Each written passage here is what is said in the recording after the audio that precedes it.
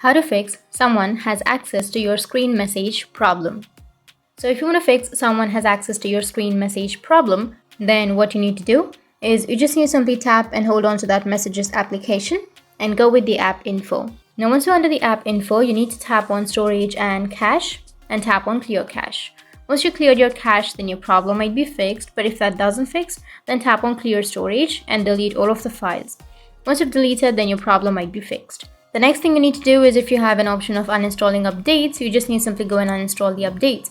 Once you uninstall the updates, then your problem might be fixed. But if that doesn't fix your problem, then just go and uninstall the application of Google Messages and then again install it and just restart your device, press and hold on to that power button, restart, and after restarting, your problem will be fixed. Once you've restarted, then no one will have access to your screen message.